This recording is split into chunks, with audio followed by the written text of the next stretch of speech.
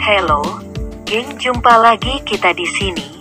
Mengulas Sumatera Barat, asal-usul Sumatera Barat, sejarah Minangkabau. Sumatera Barat adalah provinsi yang mempunyai sejarah panjang, di mana setiap sejarahnya mempunyai makna tersendiri bagi masyarakat Minangkabau. Asal-usul Sumatera Barat, siapa yang tidak mengenal suku Minang? Suku ini merupakan salah satu suku yang terkenal dengan cerita rakyatnya yang begitu melegenda di seluruh tanah air. Suku Minang berada di Sumatera Barat, salah satu provinsi yang terletak di sepanjang pesisir Pulau Sumatera.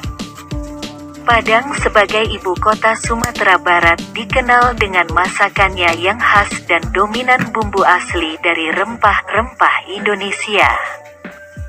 Provinsi dengan jumlah penduduk 4.864.909 jiwa ini memang dominan dihuni oleh masyarakat yang beretnis Minang. Karena itu wajar saja jika Sumatera Barat dikenal lewat suku Minangkabau. Namun provinsi yang begitu elok ini tentu memiliki sejarah tersendiri. Bagaimana asal-usul Sumatera Barat? Awal mulanya Minangkabau.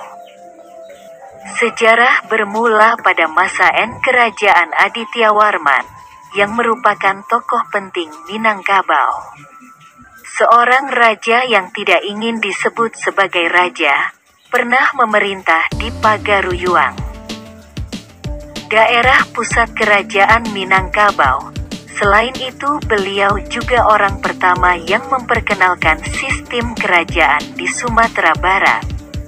Sejak pemerintah Raja Aditya Warman, tepatnya pertengahan abad ke-17, provinsi ini lebih terbuka dengan dunia luar, khususnya Aceh.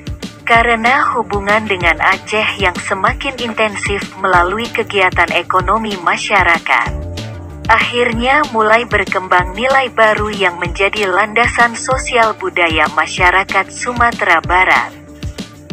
Agama Islam sebagai nilai baru tersebut berkembang di kalangan masyarakat dan berangsur-angsur mendominasi masyarakat Minangkabau yang sebelumnya didominasi agama Buddha.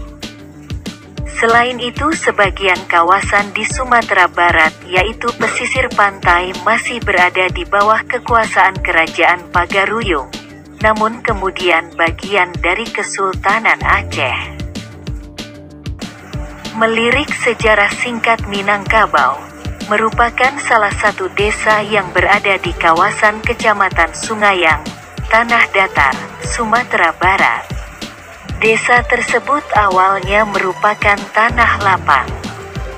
Namun karena adanya isu yang berkembang bahwa Kerajaan Pagaruyuang akan diserang Kerajaan Majapahit dari daerah Jawa, maka terjadilah peristiwa adu kerbau atas usul kedua belah pihak. Kerbau tersebut mewakili perperangan kedua kerajaan. Karena kerbau Minang berhasil memenangkan perkelahian, maka muncul kata Minangkabau yang selanjutnya dijadikan nama nagari atau desa tersebut. Upaya penduduk setempat mengenang peristiwa bersejarah tersebut, penduduk Pagaruyuang mendirikan rumah loteang, rangkiang, di mana atapnya berbentuk tanduk kerbau. Menurut sejarah, rumah tersebut didirikan di batas tempat bertemunya Kerajaan Majapahit yang dijamu dengan hormat oleh wanita cantik Pagaruyuang. Situasi masyarakat saat itu pada umumnya dengan cara berdagang, bertaniawah, hasil hutan dan mulai berkembang bertambang emas. Beberapa pertanyaan yang timbul bahwa alat transportasi yang digunakan untuk menelurusi dataran tinggi Minangkabau adalah kerbau. Alasan menggunakan kerbau karena agama yang dipercaya pada waktu itu diajarkan untuk menyayangi binatang gajah, kerbau dan lembu. Karena ajaran tersebut, mereka menggunakan kerbau sebagai masyarakat dengan adu kerbau. Bukti arkeolog mengatakan bahwa daerah kawasan Minangkabau yaitu 50 Koto merupakan daerah yang dihuni untuk pertama kali oleh nenek moyang orang Sumatera, diperkirakan berlayar melalui rute ini. Dan sebagian menetap dan mengembangkan peradaban di sekitar 50 Koto tersebut. Terbukanya Provinsi Sumatera Barat terhadap dunia luar menyebabkan kebudayaan yang semakin berkembang oleh bercampurnya para pendatang. Jumlah pertumbuhan penduduk ke berbagai lokasi Sumatera Barat. Sebagian menyebar ke selatan dan sebagian ke bagian barat Sumatera. Jatuhnya Kerajaan Pagaruyuang dan terlibatnya negara Belanda di Perang Padri menjadikan daerah pedalaman Minangkabau menjadi bagian dari Pax Nederlandika oleh pemerintah Hindia Belanda. Kemudian daerah Minangkabau dibagi menjadi Residenti Padangse Bovenlanden serta Benedenlanden. Pada zaman VOC, Hoofdkantoor van Sumatera Weskus merupakan sebutan untuk wilayah pesisir barat Sumatera. Hingga abad ke-18, Provinsi Sumatera Barat semakin terkena pengaruh politik dan ekonomi. Akhirnya kawasan ini mencangkup daerah pantai barat Sumatera.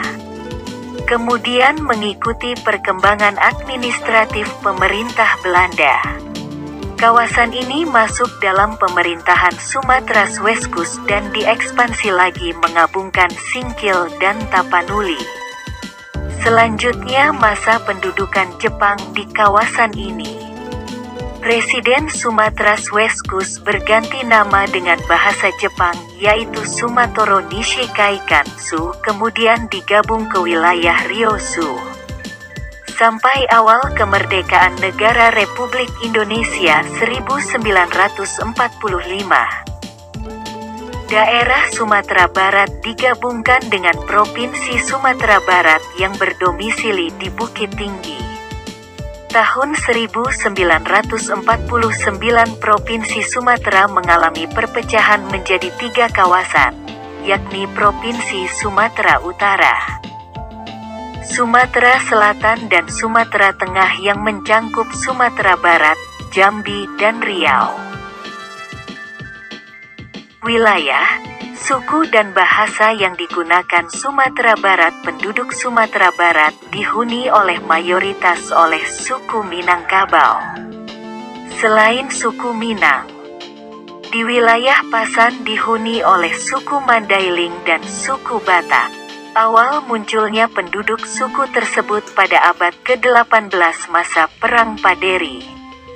Daerah Padang Gelugur, Luang Silaut dan Sitiung yang merupakan daerah transmigrasi. Terdapat juga suku Jawa.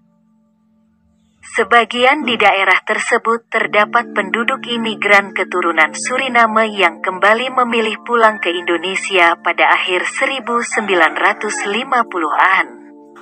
Para imigran tersebut ditempatkan di daerah Sitiung. Mayoritas penduduk suku Mentawai juga berdomisili di Kepulauan Mentawai dan sangat jarang ditemui penduduk suku Minangkabau. Beberapa suku lainnya seperti etnis Tionghoa memilih menetap di kota besar seperti Bukit Tinggi, Padang, dan Payakumbuh. Suku Nias dan Tamil sendiri berada di daerah Pariaman dan Padang, walaupun dalam jumlah yang sedikit. Demikianlah ulasan kami untuk Sumatera Barat Minangkabau. Terima kasih telah menonton. Jangan lupa like, komen, dan subscribe ke channel ini. Terima kasih, geng.